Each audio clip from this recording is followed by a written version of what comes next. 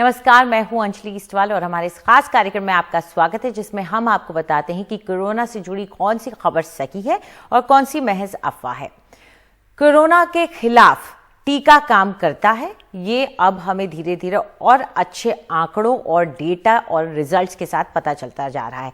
जैसे जैसे real world data यानी कि वास्तविक दुनिया में का डेटा हमारे सामने आ रहा है, टीके लग रहे हैं, वैसे वैसे ये बात और रीइंफोर्स हो रही है। ब्रिटेन से कुछ आंकड़े आए हैं जो कि ये हमें दिखाते हैं कि टीका कितना काम करता है। अगर वहां आप दूसरी लहर और तीसरी लहर, इन दोनों लहरों के पहले 50 दिन के मामले और मौतों पर नजर डालते हैं तो आपको पता चलता है कि भारी कमी आई है जब से दूसरी लहर में। अगर आप कंपेयर करें, जो हम आपको लाल में दिखा रहे हैं और ये जो आप स्लेटी रंग में देख रहे हैं, ये तीसरी लहर के आंकड़े हैं जब टीके लग चुके थे एक बड़ी जनसंख्या के हिस्से को। आप देख सकते हैं बाएं हाथ पर मामलों के आंकड़े हैं, दाएं हाथ पर मौत के आंकड़े, और यही तीसरी लहर में भी आप बाएं हाथ में मामलों के आंकड़े देख रहे हैं और दाएं हाथ में मौत का आंकड़ा, जो कि बेहद कम है।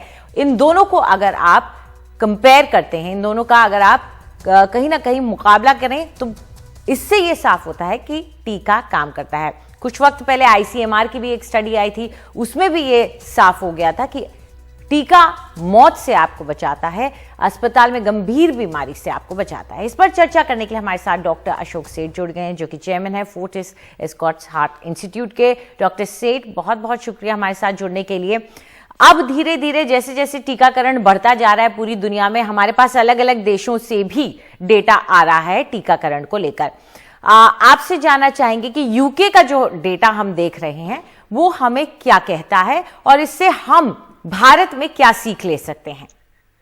ये बहुत इंपॉर्टेंट डेटा है। इसमें समझने की बात यह है कि ये डेटा तब का है जबकि डेल्टा वेरिएंट आया हुआ है, जो कि हमें पता है हिंदुस्तान के एक्सपीरियंस से, जो हमारी सेकेंड वेव हुई थी, कि ये ज़्यादा इन्फेक्टिव वेरिएंट है, ज़्यादा विशियस वेरिएंट है और इससे कई ज़्यादा मौतें हुई थी।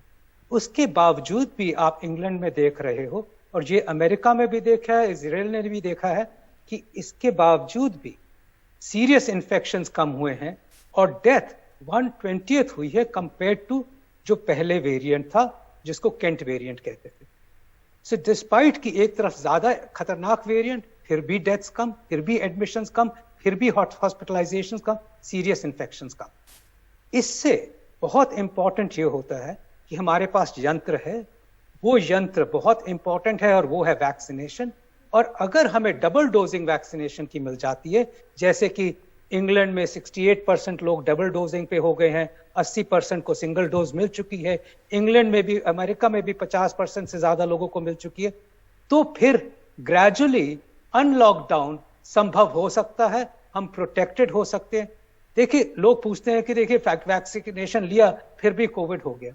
अगर हमें सिर्फ खांसी, जुकाम, सर्दी की तरह कोविड आता है तो उसमें कोई परेशानी नहीं है। हमें तो हर विंटर्स में फ्लू होता रहता है, आपको होता है, मुझे होता है, थोड़ी खांसी, जुकाम, सर्दी और हरारत होती है, चली जाती है। बट इंपॉर्टेंट कोविड की बात ये होती है कि कुछ लोग बहुत सीरियस हो जाते हैं, 10% लोग हॉस्पिटलाइज होते हैं, सिस्टम ओवरवेल्म हो जाता है, सीरियस हो जाते हैं, मौत हो जाती है। अगर हम उससे बच सकते हैं तो हमारे लिए सबसे बड़ा यंत्र यही आ गया, और एटलीस्ट अनलॉकडाउन एक फीजिबल सोसाइटी के लिए, फ्यूचर के लिए एक फीजिबल ऑप्शन हो जाएगा अगर हम सब वैक्सीनेशन लें और हम वैक्सीनेशन हो जाए और हमारी डबल डोजिंग वैक्सीनेशन से हो जाए। ये बहुत इंपॉर्टेंट इंफॉर्मेशन है, हिंदुस्तान से भी आई है और हर वर्ल्ड के कोने कोने में आ रही है। जी, और डॉक्टर साहब, टारगेट हमारा यही होना चाहिए कि साल के अंत से पहले हम कोशिश कर लें एक बड़ी पॉपुलेशन को टीका लगाने की। लेकिन जो रफ्तार इस वक्त चल रही है उससे थोड़ा मुश्किल लग रहा है। डॉक्टर, हमारे साथ इस वक्त ब्रिटेन से डॉक्टर दीप्ति गुरदसानी भी जुड़ गई हैं, जो कि महामारी रोग विशेषज्ञ हैं। शुक्रिया डॉक्टर गुरदसानी हमारे साथ जुड़ने के लिए। हम आंकड़ा दिखा रहे हैं यूके का, और एक अच्छी बात जो यूके के बारे में कहनी पड़ेगी, शायद सबसे अच्छा और सबसे रोबस्ट डेटा अगर किसी देश से आता है तो वो यूके से है, और यूके अपना पूरा डेटा शेयर करता है और इससे भारत भी सीख ले सकता है। आप जो डेटा अब देख रहे हैं सेकेंड वेव और थर्ड वेव में मौत के डिफरेंस का, इससे क्या डिफरेंस आएगा, क्या अंतर आएगा अब आगे ब्रिटेन के लॉकडाउन को खोलने को लेकर या आगे की स्ट्रैटेजी बनाने को लेकर?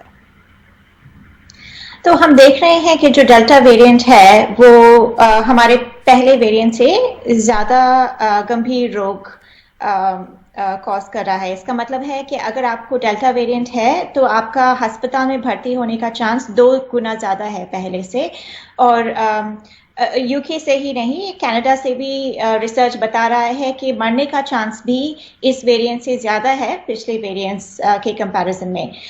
तो ये वेरिएंट ज़्यादा जल्दी फैलता है पर ज़्यादा गंभीर रोग भी कॉज करता है। इसका मतलब है कि अस्पताल में भर्ती होने का चांस और मरने का चांस भी ज़्यादा है इसके साथ।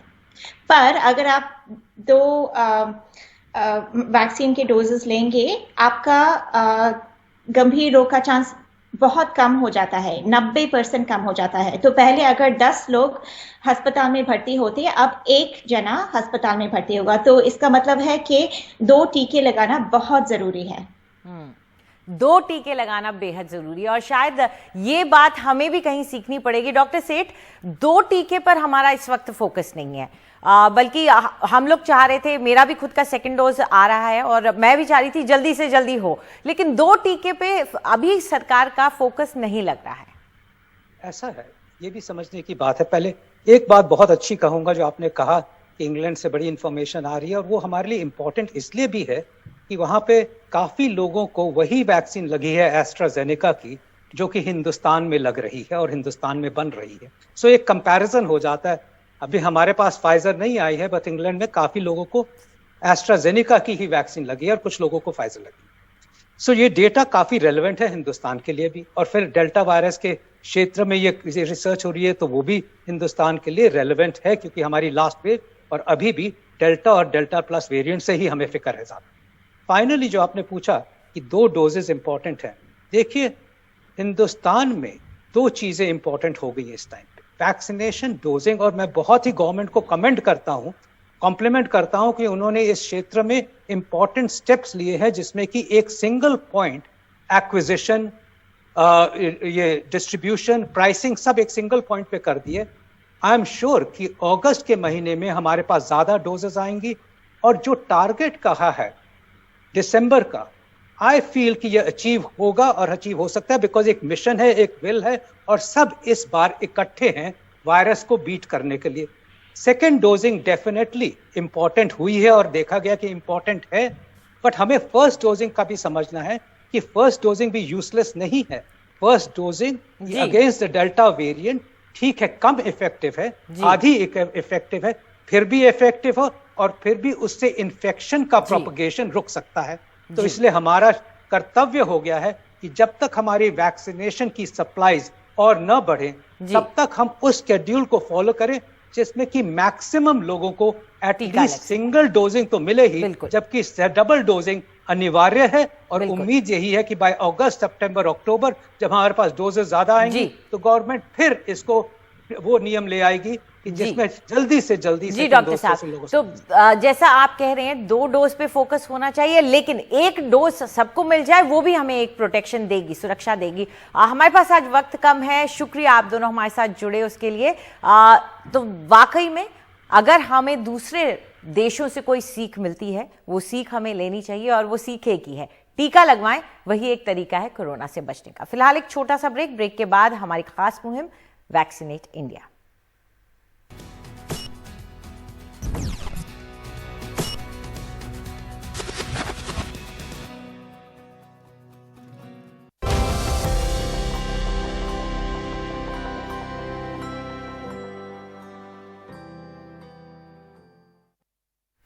एनडीटीवी और गूगल की खास मुहिम वैक्सीनेट इंडिया में आपका स्वागत है। हमारे साथ आज चर्चा के लिए जुड़ गई हैं डॉक्टर उमा कुमार, जो कि प्रोफेसर एंड हेड हैं department of rheumatology, AIIMS Delhi से। शुक्रिया डॉक्टर कुमार हमारे साथ जुड़ने के लिए। आज जानना चाहेंगे कि जिन लोगों को कोविड हुआ, जो ठीक होकर आ गए, और अब कब उन्हें टीका लगाना चाहिए और क्या उन्हें टीका लगाना चाहिए, क्यों जरूरी है? जिन्हें इन्फेक्शन हो चुका है उनको भी टीका लगाना बहुत जरूरी है, और वो कि फर्स्ट सिम्टम आने पे 3 महीने तक 3 मंथ्स में टीका लगवा सकते हैं। क्योंकि अभी एक स्टडी भी आई है ICMR की, इसमें देखा गया कि जिन्होंने इम्यूनाइज लिया है उनको ज्यादा प्रोटेक्शन मिली है, ज्यादा एंटीबॉडीज डेवलप हुए हैं, चाहे उन्होंने एक शॉट ही क्यों ना लिया हो। और जिनको नेचुरल इन्फेक्शन था या जो कम्युनिटी में लोग थे वैक्सीनेशन नहीं लिया, उनमें जो प्रोटेक्शन था, इम्यूनिटी थी, वो कम थी।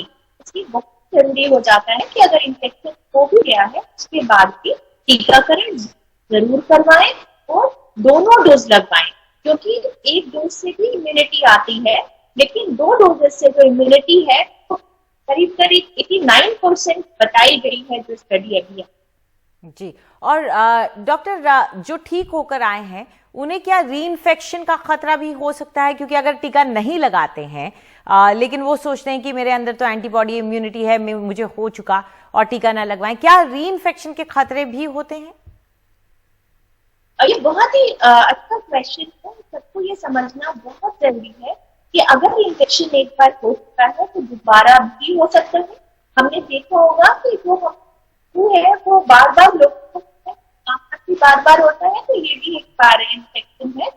और एक चीज और हम जानते हैं कि जो ये वायरस है, कोरोना वायरस, ये बहुत जल्दी म्यूटेट हो रहा है, बहुत सारे स्ट्रेन्स इसके आ रहे हैं, तो हर बार अपना शरीर है उसको बदल रहा है, तो जरूर इन्फेक्शन कर सकता है। और जरूरी नहीं कि वो इन्फेक्शन बहुत माइल्ड होके निकल जाए, इन्फेक्शन सीरियस भी हो सकता है जहां पर कि ICU की जरूरत पड़े और ऑक्सीजन की जरूरत पड़े। इसलिए बहुत जरूरी है कि अपने आप को वैक्सीन लगवाकर प्रोटेक्ट करें और इस वायरस को जल्दी हम कहते हैं हिट हार्ड सारे तरीके अपनाकर अप्रोप्रिएट बिहेवियर कर और वैक्सीनेशन दोनों डोजेस लेकर इस वायरस को जल्दी से जल्दी खत्म किया जा सकता है। जी, डॉक्टर जो ठीक होकर आ रहे हैं उन्हें थोड़ी दिक्कतों का सामना करना ही पड़ता है और 3 महीने तक आपने कहा कि टीका लगवा सकते हैं उसके बाद। शुक्रिया आप हमारे साथ जुड़े उसके लिए।